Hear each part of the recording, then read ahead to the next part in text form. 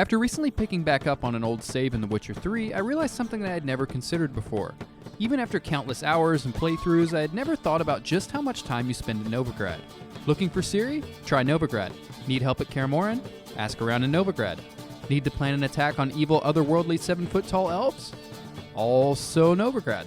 So many quests, storylines, key events, and Gwent cards have ties to the city of Novigrad. In one playthrough, players will get so familiar with Hierarch Square they can probably maneuver to Vimi's bank with their eyes closed. But that got me thinking, what about the darker underside of the city? And no, I don't mean the Passiflora. I know you guys are regulars there. I mean literally what's underneath the city. In a few quests, we get a glimpse into a tunnel/sewer system that seems pretty fleshed out. Though in most cases, you leave and then either lose access to the entrance or just forget about it altogether. So I started wondering, just how far do these tunnels go? How many are there? Can I access them without mods or glitches? And what will I find if I can get down there? Well, since you're watching this, I obviously tried something, and I'm happy to say that something was both successful and easy for you to try in your own game, regardless of platform. So, without further ado, here is my deep dive into Novigrad's underground.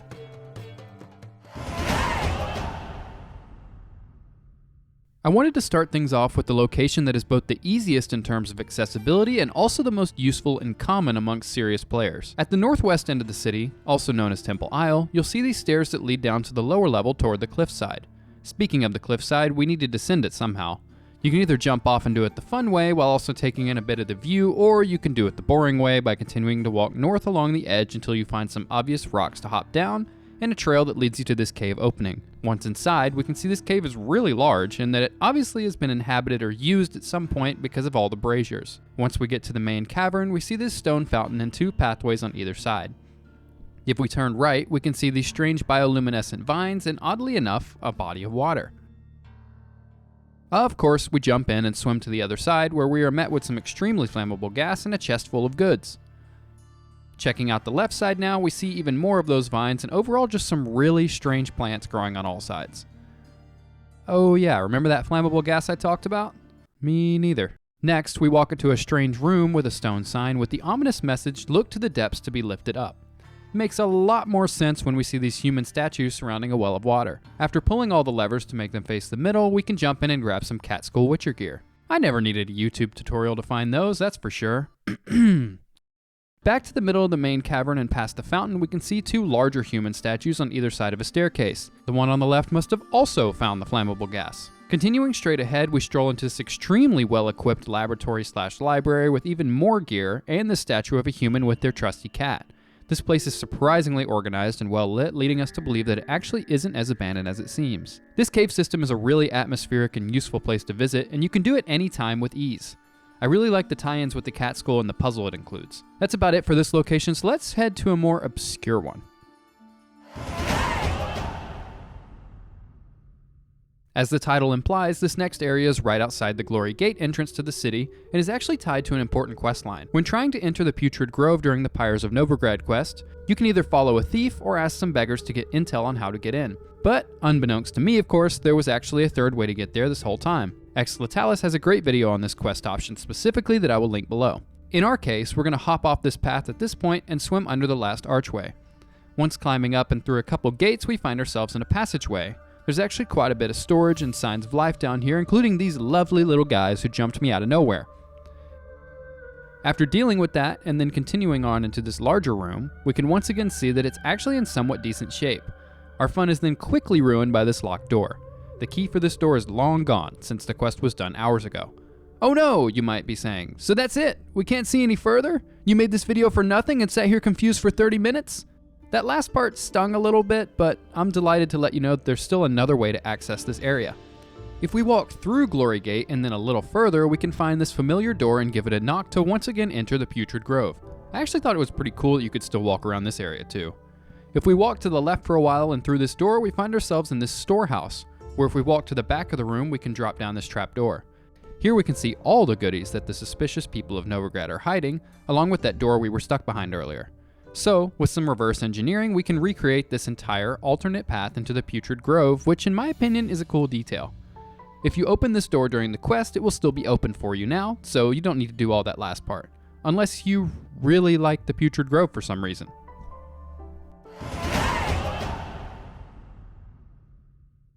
This next set of tunnels takes us right through the heart of the city and just past Hierarch Square.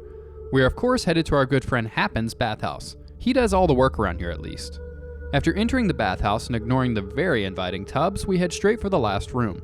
Conveniently, and for some odd reason, the trapdoor inside the bath from Count Reuven's treasure quest is still open. Once we jump down, we find it exactly how we left it, and best of all, we get to visit our old friend Bart.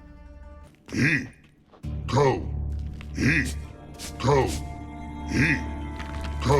We can see the pipe that Dandelion blew up to steal the treasure and step into the sewer system. After drinking Golden Oriole, of course, I promise I definitely remembered. These tunnels look and sound ominous, but shockingly, nothing jumps out at us.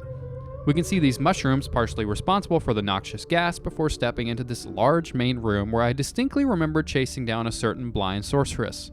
Sadly, the upstairs door is locked. It's not like it leads to anything anyways. But the lower level door is wide open. Continuing down the tunnel, we step outside into Novigrad Harbor, no doubt where Dandelion loaded the treasure before making his getaway. It's actually pretty neat to see this city and some lesser seen views from this angle, so I highly recommend coming to give this tunnel and Bart another visit. On to yet another more obscure one next.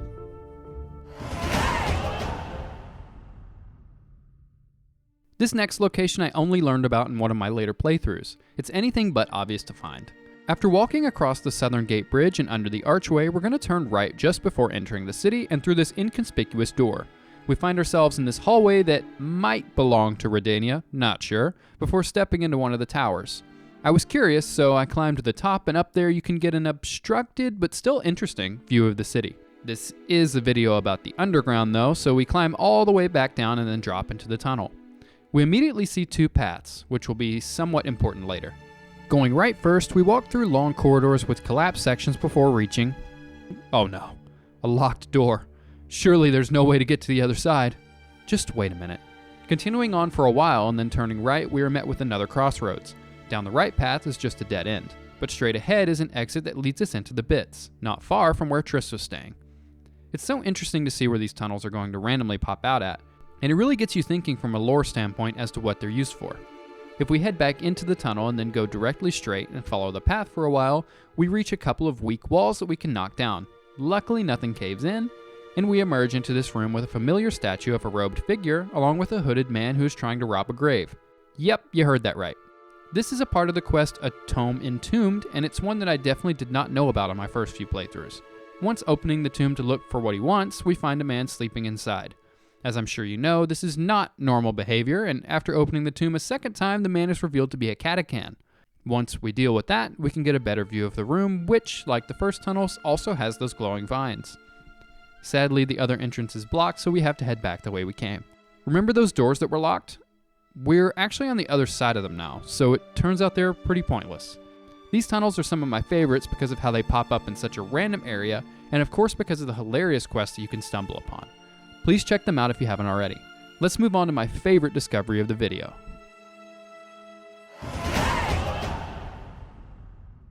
So, this next location was actually the inspiration for this whole video. I was at the Kingfisher with Triss's final quest Now or Never in mind. After looking around the whole pub, I couldn't find the secret passage that the mages used on that night to hide from the witch hunters and ultimately escape Novigrad. I was a little disappointed. I thought it would be cool to revisit that area and take a closer look since the quest is so rushed. That's when I got an idea. So I immediately headed to the harbor, and wouldn't you know it, right next to this long dock is a large opening which leads into some familiar territory. Right ahead, we can find the area where I believe Triss and Geralt fought the catachan. If we keep going, we find this room full of blocked grates, barrels, and lucky for us, an unlocked door. In this next large room, our luck runs out and we can't go further. Thanks for watching. Is what I would say if you couldn't just walk right past it to this area that actually has a fire going and some beds surrounding it. If we open the map, we can see this window looks straight out into Hierarch Square, which is super cool. I'm curious what it looks like from the outside now. We keep progressing through this unlocked door, and look at that, we're past the roadblock. We see the bodies of the catachan victims lying about before entering this room with the large staircase. Once we climb up, we pass through unlocked door after unlocked door before stumbling upon this hole in the wall. This is of course the ancient library that you find with Triss, but understandably, during the quest you're in too much of a rush to take a good look around. I highly encourage you to come check this out on your own. On the other side of the library, we keep walking down the tunnels where we can find a hidden chest that I can't remember for the life of me what was inside. before, at last, we enter the Holy Grail. Right up this staircase is a blocked wall, and on the other side is the Kingfisher. Even the music changes when you're next to it. Of course, we can also take a look around downstairs where the mages were staying before Geralt and Triss moved them to the harbor to escape. The sense of accomplishment when finding this on my own was a great feeling. Even if I wasn't the first, it was really cool to be able to have such liberty while exploring, and to retrace your steps through some of the most memorable quests in the game. As I said before, I highly encourage you to come check these out for yourself, and also comment down below or reach out if I missed anything or if you have any cool discoveries of your own. I'm a firm believer that The Witcher 3 is still hiding some stuff that we haven't fully explored, so I'm all ears when it comes to discoveries and your personal theories. On that note, this video was an absolute blast to make. If you're enjoying it, consider leaving a like so that more people can find it, and if you want to see more stuff like this, hit the subscribe button. It really does mean a lot. You guys have been showing my channel so much love recently, and it's been incredible to talk with you all and hear from fellow fans of this game that just keeps on giving. That's all I've got for now. Thank you all so much for watching and tagging along, and I'll see you when I see you. Watch out for that flammable gas.